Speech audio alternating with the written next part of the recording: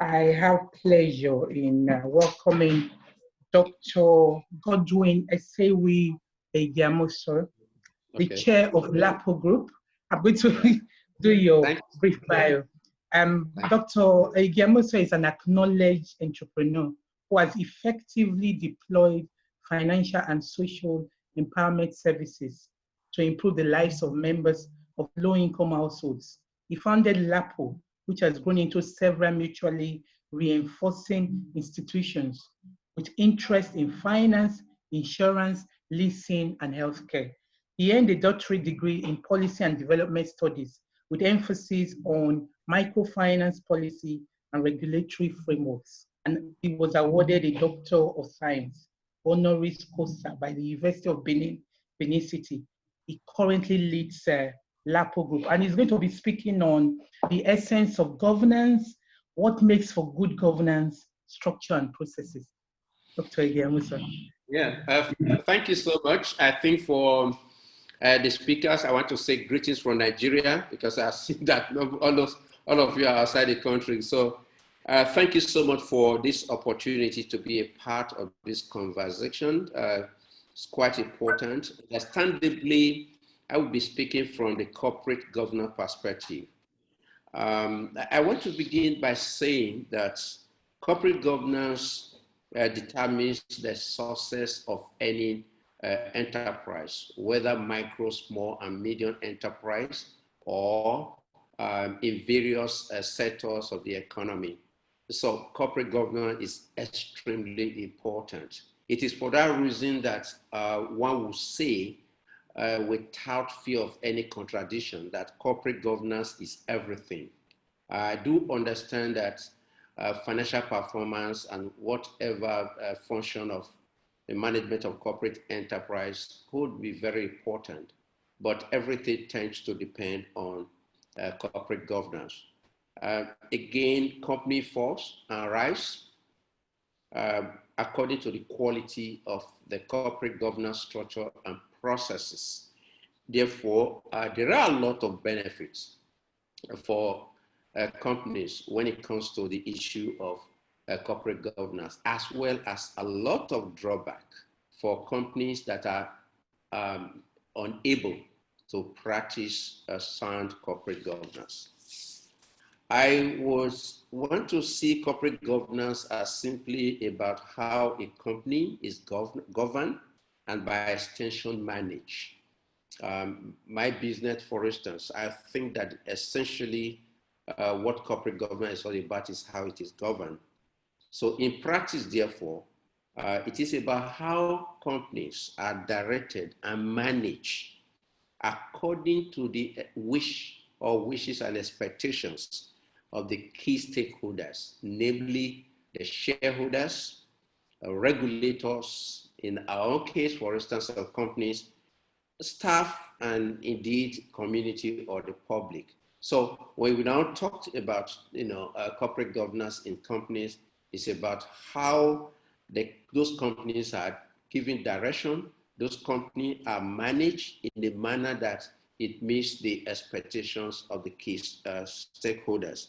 So it is therefore a collection of rules, regulations, structures, processes, practice that determine how a key organ of corporate governance, i.e., the board, manage and provides oversight and direction for the operation of that firm. So the board is in that position to provide first direction and oversight for the operations of a company. And therefore, the board is a very central organ of governance. So essentially for me, by way of saying that, it is about the function of the key organ, boards, and its committees. It's also about the comprehensiveness of rules and procedures and regulations that govern the operations of that business. It is also about the practices. And therefore, as I have noted earlier, the board is central, but there are other pillars or organs when it comes to the entire processes of corporate governance. They are the management, Indeed, also the internal audits and control and the function of the external auditors.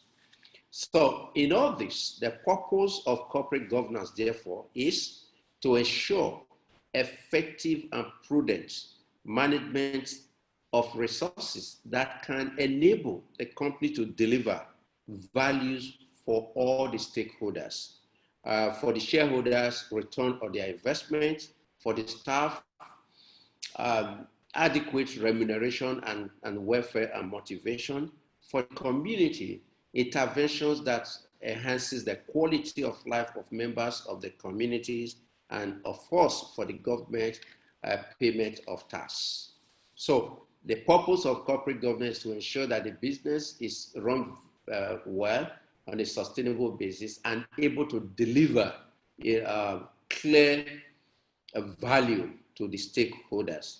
So coming to some of the key elements of corporate governance. The first for me is that the sound corporate governance is contingent on a number of factors, which I will shortly address. The first I have noted earlier is the board. Board is critical. Where in any entity where there is no board, we can't talk about corporate governance or even sound corporate governance. So there are some things that are required to make sure that a board is effective in carrying out its function of providing direction and oversight for the activities and operation of that corporate entity. Number one is to consider the size of the board. It is often said that too large a board is as bad as too small a board.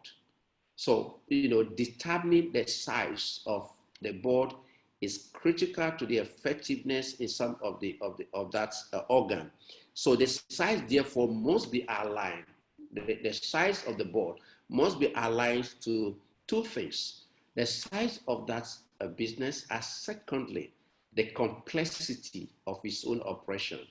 When we started, we have operation in Edo and Delta State, staff less than 500 persons.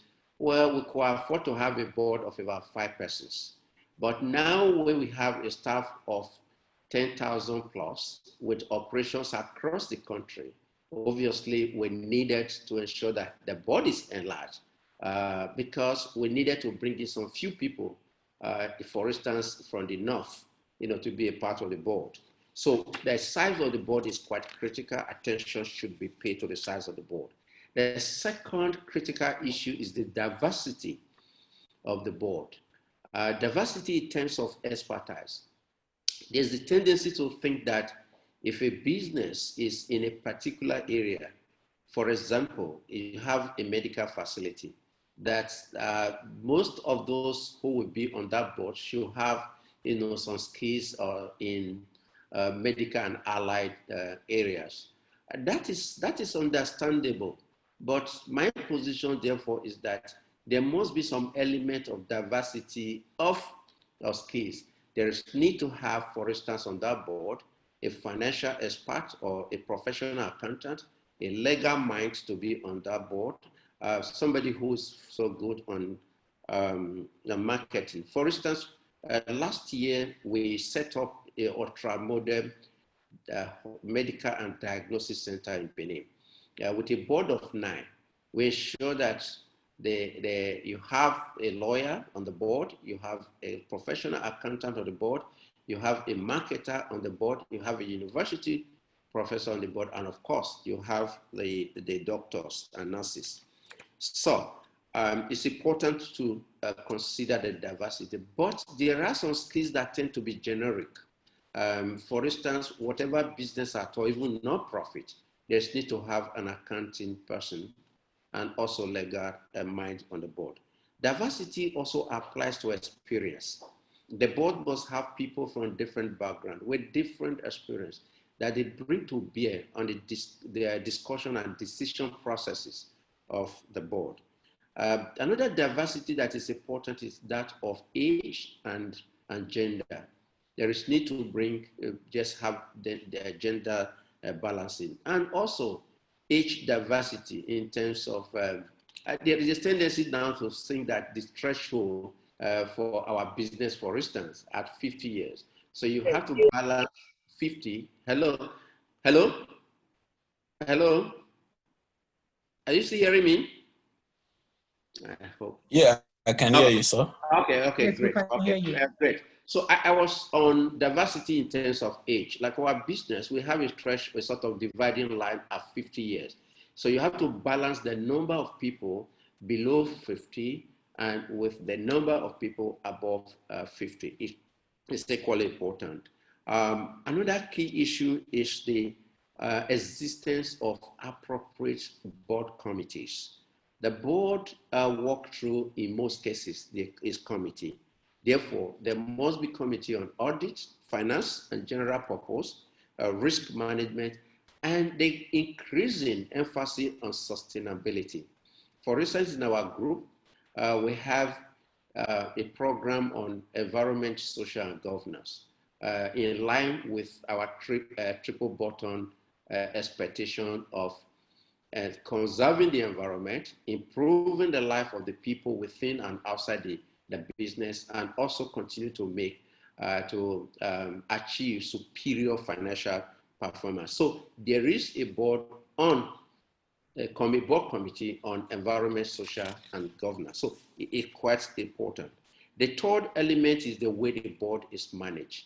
There is need for a board charter or manual to clearly define the function, the scope of, the processes, and of course, the board committees and frequency and processes of meetings of both the full board and the board committees, as well as the relationship between the board and the management. Lastly, in terms of elements, is the fact that for boards to be functional and deliver on its mandate, it must have quality leadership. You could have the right board size, you could have the right diversity, you could have the right skills, but I think when you do not have a good leadership, and when we talk about leadership, we talked about the performance of the chairman. The chairman of the board must be sufficiently knowledgeable, not only in the area of the business, the area of that business, but also on issues of leadership and management of board. It should also be firm as well as fair to everyone. So I quickly wrote through the benefits of good governance. I think these are obvious. The first is the fact that good governance will ensure superior financial performance, and doing so on a sustainable basis, for over a long time. We have been around for 30 years. We continue to survive and make some good returns on investment of our investors. Second is the fact that a good governance ensures that the business is able to create value to the stakeholders. I've mentioned the shareholders with the expectation of their dividends, the workers, the expectations of the good remuneration, the community expectation of intervention, and the government expectation of tax. Strong corporate governance also increases or maintain the investors' confidence in their business. In December last year, LAPO went to raise capital in the form of bond from the market, and we wanted 6 billion naira. We eventually ended up getting 6.2. It was oversubscribed. And one of the things that led to that was the fact that the investors were usually very strong and Stygian, if I put it the quote, pension fund managers or administrators, was the fact of our strong corporate governance. I remember in one of the sessions after the presentation, a young man who was the chairman, who was the head of the investment department of that investor, came to me and said, "Sir, this is a well-managed and governed company." So good governance ensures that it ensures the strong confidence, because you need capital not only to begin the business, to also grow and expand your business. So there's need to have a strong governance. There's the need, corporate, so strong, sound corporate governance also minimizes the risk of and occurrences that could have impact, a negative impact on the business. It could have it on the asset, loss of reputation, which is also very important, corruption, wastages, and mismanagement of resources of the company. So corporate governance can take that. Finally, show me a company with a very strong brand per section, and I will show you a business that is well governed and managed.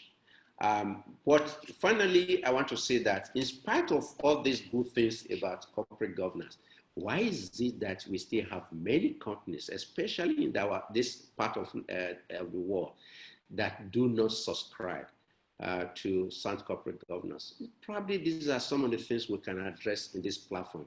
Thank you for this opportunity.